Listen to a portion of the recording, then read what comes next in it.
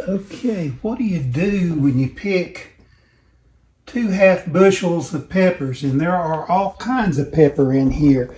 There's anjo chili peppers, there's bell peppers, there's a few poblanos down in here. I've got some of the jalapenos. So why not go ahead and cook those? What do you think, Tipper boy? I think we're gonna make some stuffed pepper casserole.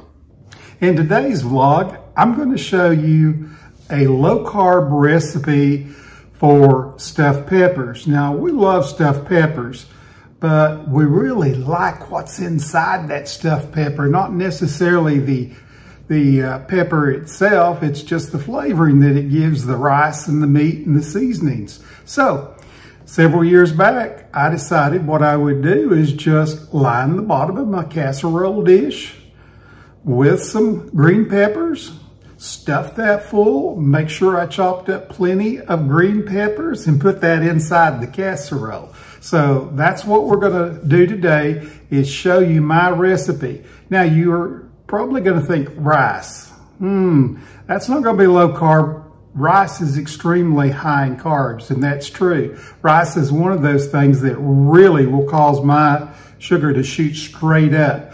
The reason I thought about this was the other day I was watching an endocrinologist that I'm following on YouTube, and he had talked about a rice substitute in one of the videos. It could have been an older one. I never paid that much attention to the dates on it. And I got to thinking, maybe this is something I need to look into. So I started doing some searching on Google, as I always do. I don't take anybody, even a doctor's word. I want to check things out myself. And I found out that yes, this is a low carb alternative for rice. It's shaped like rice, it's plant-based, and I found an organic source for it. So I sat down and ordered it. Now you might ask, well, why did you order it? Well, you're not gonna find anything like that in a small rural town like I live in. So, all right, let's get started. Enough introduction. Let me show you what we're going to use to make our casserole. I do need to tell you that the recipe, as with most of my cooking videos, will be posted at the end of the video. It will be on screen long enough for you to do a screen pause and do a screen save and save the recipe. All right, so this is the rice I was telling you about earlier. It is paleo and keto friendly. It's called Better Than Rice, and it's organic. It has a low glycemic index. It's gluten-free, wheat-free, fat-free, sugar-free, low calorie. And I say, oh, can it taste good? Well, we're going to find that out. I'm sure it does. But the thing about it, it only has 15 calories a serving, 0 grams of fat. Now, I'm going to fix that with the cheese I'm going to add to this stuff. It has 6 carbs and 6 fibers. So that means it has a net carb of 0. And that's something that, being a diabetic, I need to really pay close attention to, and that's my net carbs. In addition to my rice, I'm going to need my pepper, my salt, and I'm going to use a small can of tomato paste. Now, most people will use tomato sauce, but as you guys know, I love flavoring, and there's way more flavor in tomato paste than there would be in tomato sauce. We're going to chop up 2 onions. I've got a couple of cloves of garlic here we're going to use. These are some peppers that I raised in the garden. Unfortunately, the frost hit yesterday, so I picked these early, and they didn't have a chance to fully turn red. I've got 1.5 pounds of ground beef here. I have 1.5 cups of low-fat mozzarella cheese, and I have 1.5 cups of cheddar cheese. And no, it's not low-fat. I told you this is a low-carb meal. I didn't say it was a low-fat. You can't have everything and still have flavor. Let's get started on fixing our stuffed pepper casserole. First thing I'm going to need to do is to chop these 2 onions and chop these peppers from the garden. So what I'm going to do is get out my cutting board, chop these up, and put them in dishes so that they'll be ready. I like having all of my ingredients prepped and ready to go when I actually start the cooking process. Just makes things a lot simpler. I have my 2 yellow onions chopped into pieces. This is going to be put in the skillet with the ground beef when I'm browning it to give it flavor. Now I need to take 3 of the smaller peppers. I'm going to seed these and cut them into probably about, I would say maybe 1/2 inch pieces. Now, as you can see here in my casserole dish, I've put 3 of the peppers in here, just laid them aside to make sure, because I'll cut these, take the seeds out, and I'll layer these on the bottom. Before I do that, I'm going to put some olive oil in here and take a paper towel and coat this pan so it doesn't stick as bad. I've got my peppers chopped, and that was 4 what I would call small bell peppers. That was my 2 Spanish onions. They're chopped. Taking the skin off of one of these, but I thought, this was a new way for me doing this. Perhaps I ought to show others. So let me show you what I've done. I use this little dewey right here when I am chopping vegetables and taking them off the cutting board. I have found that I can take my garlic and put it underneath that thing, and now it's very easy for me to take that skin off of it. There's our garlic with the skin removed. So we're ready to go ahead and start cooking our hamburger. I will cook some of this pepper, about half of it. Half of it I'll put in the casserole to bake in the oven without pre-cooking it. All of these onions will go in to be pre-cooked. And I've already turned my oven to 355 degrees and it's preheated. So it won't be long now till I'll be able to finish this. I'm putting in just a little bit of a very light olive oil. Now I'm crumbling up my ground beef, and yes, my hands are clean. So just as soon as that starts sizzling, guess I could get it started turned up on about medium high.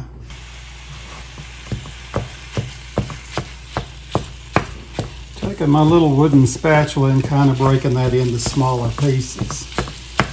I just want to make sure that when I make this casserole, that this 1.5 pounds of ground beef is evenly distributed throughout the casserole. My ground beef is sizzling quite well, so I'm going to go ahead and salt it a little. I like to salt the meat when I'm cooking it, and I'm just salting it to taste. I'm also going to crack a little fresh black pepper in there, because I do like the flavor of black pepper.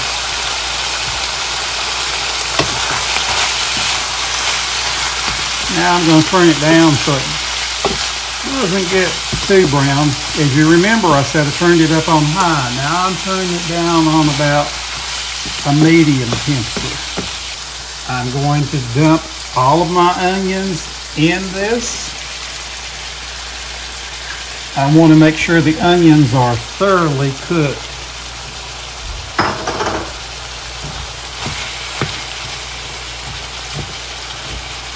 That might look like a lot, but trust me, they're going to cook down. Now, as this thing gets closer to being done, I'm going to press that garlic into this. I just don't want to put the garlic in too soon and let it burn. Let's be honest. If I weren't videoing this, I'd have a high wall pan instead of this little skillet. A lot of my onions are now beginning to get a little translucent, so I'm going to go ahead and add about half of my peppers in. And pre-cook them. and tipper boys down here underneath my feet, hoping something will fall, aren't you, tipper boy? And no, I didn't raise this garlic. That's not why it's so small. I bought it at the store. It looked like it was big heads, but when I peeled it back and started pulling it apart, I ended up with lots of little heads. But trust me, the flavor is absolutely awesome.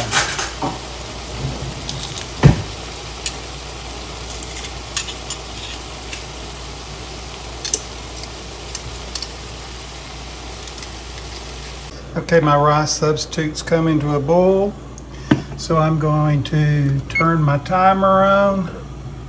I'm going to set it for 5 minutes according to the back of the package. And when that alarm goes off, I'll drain this rice substitute, and then we'll start mixing the filling for the casserole.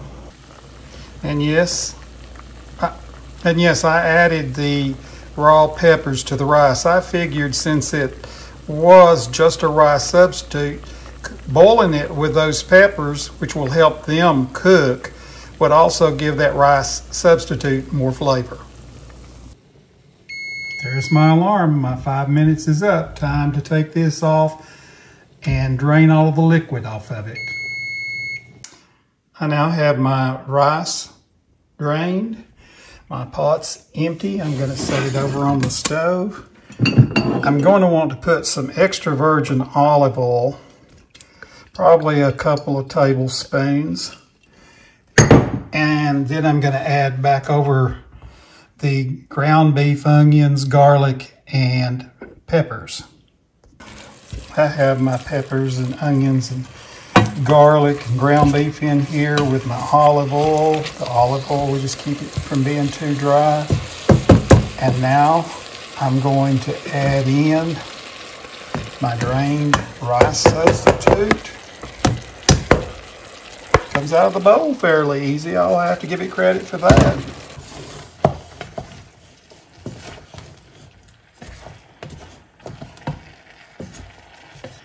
It's time for me now to open the tomato paste. This is a 6-ounce can of tomato paste. Layering more flavor.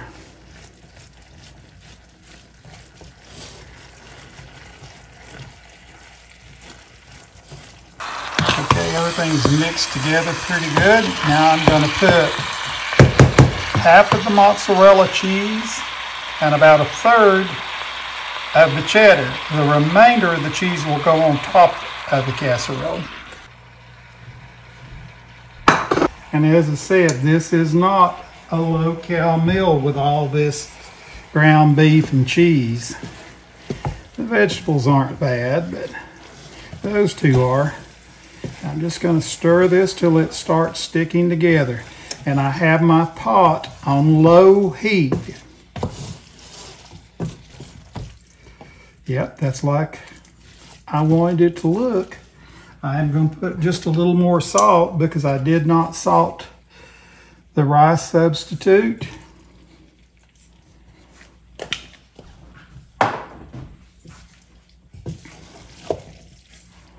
Here again, always salt it to your taste. You don't have to do it the same way I would do it. This was one of my wife's favorite dishes. She, my son, and I, all three, really liked this recipe, and we used to fix it quite often. I stopped it because the rice was too much carbs for me. Now, to get this ready, I'm taking regular olive oil, just extra virgin olive oil. I put it in the pan to keep it from sticking. I'm simply taking a paper towel and wiping the sides and the bottom with the oil, but not trying to wipe it out. I've left a nice coating on there. So now it's time to cut my peppers and put them in there. There is our dish. The bottom of it's covered in peppers, and just a little hint here. If you notice, I intentionally cut these peppers in smaller pieces. I did not try to leave them whole. When this casserole's done and you're ready to dip it out to serve it, you don't want it to be difficult that you're trying to pick up a gigantic piece of pepper on the bottom of it. Just a little hint. Now that our pan's ready, let's dip out our stuffed pepper. This normally would have been stuffed in a pepper shell, but as I said, my family liked the stuffing far better than the shell. I mean, they liked the pepper, don't get me wrong, but their favorite part was the stuffing inside the pepper. So why not accommodate everybody? Why not make it easier? Just put way more filling in your casserole dish. Makes a wonderful one meal dish because you've got vegetables in it, you've got onions, you've got peppers, you've got the plant-based rice in this case since it's low carb. And we'll be ready to serve as soon as it's done. Now that I have that in it, I'm going to take this remaining cheese. Yes, I said it's low carb. I did not promise you it was low fat. But as I said, you've got to have some flavor. Nobody wants to eat low carb when they're eating paper. Something that doesn't have any taste to it. So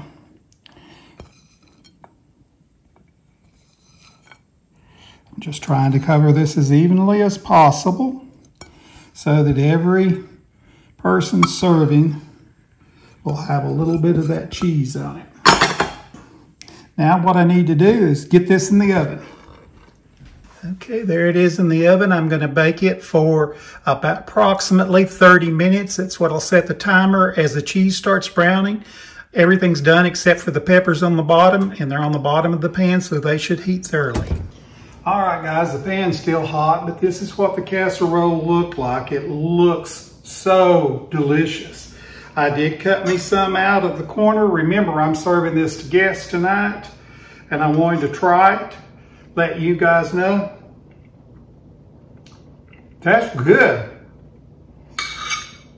It does taste just like I'm eating rice, and rice is something as a diabetic I've not been able to eat for a long time.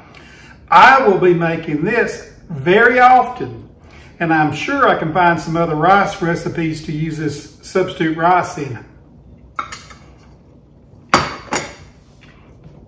Got to set it down, but it's hard to set it down because it tastes so good. I want to thank you guys for watching my video. And remember, the recipe's coming up. I did bake this for 25 minutes instead of 30. It was plenty brown enough, and I didn't want it to get overly brown. So I took it out at 25 minutes. The recipe will follow. There will be enough screen time so that you can pause the video and do a screen save and keep the recipe. I hope you guys enjoy watching my videos. As a diabetic, I will be putting as many low-carb recipes on my channel as I possibly can. There is also, if you go directly to my channel, there will be a playlist for low-carb recipes. Again, please share my videos with your friends on your social media and other things. Let people know about me. Let other people know that there are other alternatives than just eating a lot of carbs, especially if they're diabetics like me. All right, have a wonderful and blessed life.